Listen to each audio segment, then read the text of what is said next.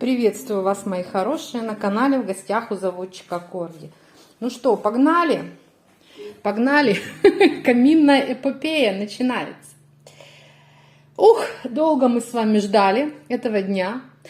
И мне даже пишут бесконечно, знаете, такие вопросы. Наташа, а где же камин? Знаете, это звучит как, а где боеприпасы? В общем, боеприпасы тут. Топочка. Топочка каминная. Потом будете спрашивать, какая. Показываю сразу. Потом сниму вот эту вот наклейку. Уже не скажу, какая. Вот такая топочка. Чугунная. Проходите, проходите. Вы тоже попадете в артисты. А, новая почта. Иду. В общем, приехала новая почта. О, уже успели занести даже маленький кусочек еще. Смотрите, это нижняя часть. Смотрите, какой цвет будет. Это та часть, которая вот внизу. Видите, она уже облицована камнем. Это натуральный камень. То есть вот такие кусочки облицованные. Потом из них собирают всю конструкцию. Поняли, какая красота? Но все равно грозятся до пятницы устанавливать. То есть все равно это неделю может занять. Несмотря на то, что уже как бы полуфабрикат. Вот такой цвет. Красиво? Ну. В общем-то, про характеристики, я думаю, нам расскажет специалист.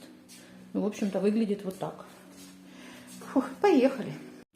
Ну, вот для уменьшения пыли сразу прикрутили к потолку вот такую плиту. Она уже не будет давать много пыли сверху. Вот для того, чтобы... Сейчас отверстия будут делать для дымохода. Видите, технология. То есть, если у вас, например, в доме уже сделан ремонт, и вы не хотите ставить камин, потому что это очень сильно пыльные работы, то они не очень сильно пыльные, в принципе. Ну, то есть, пыль будет, но не так, что вот как что-то ужасное.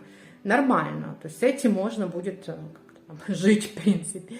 То есть, вообще сейчас современные технологии, видите, позволяют камин устанавливать достаточно быстро. Все это удобно. Ну, посмотрим. В общем, начало положили, да? Вот. Сейчас покажу вам его. Вот, смотрите. Кусочки, да? Вот кусочки. Вот такой мрамор. Внизу, да? Песчаник. Вот такой вот. Кстати, похож на тот, который у меня в беседке, правда? Вот у меня арки сделаны. Только у меня он такой какой-то еще кварцит, он блестящий.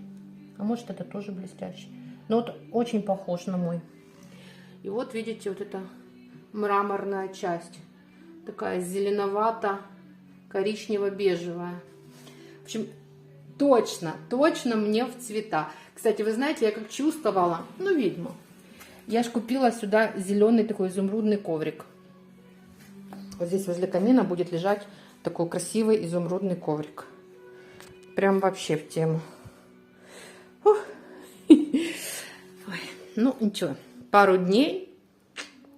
Я только вот думаю, а как мы его будем растапливать? Его же нужно растопить и проверить, правильно?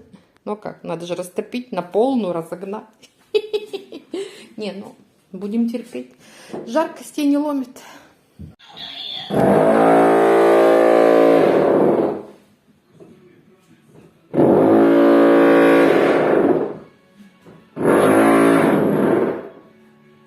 Вот видите, сейчас сверлят со стороны чердака, и пыль сюда не летит. Вот специалисты. Ну, вы спросите, конечно же, Наташа, а где же эти специалисты, которые устанавливают вам камин чисто, красиво и надежно? Премьер камин, город Днепр. Рекомендую. Первый этап отверстия. Это, знаете, место пролета для метлы или для Карлсона, который живет на крыше. Готово. Отверстие на чердак. Вот такое. Видите, вот там мой чердак. Вот, сделано. Ребята за собой подмели, а мне пришлось сразу же быстренько помахать хорошенько шваброй, ну и протереть поверхности, чтобы не разносила пыль. Вот. Вход в большую комнату завесили мокрым покрывалом. Вот надо его, наверное, еще увлажнить. Вот так обходимся. Открыли двери. Все, туда открыли дверь. Надо, кстати, открыть дверь. Кто закрыл. И тут сквознячком это все прогоняем. Ну, как бы жить можно. Ничего, нормально. Я думаю, это самая пыльная работа. А вот именно сделать дырку в потолке. Дальше будет чище.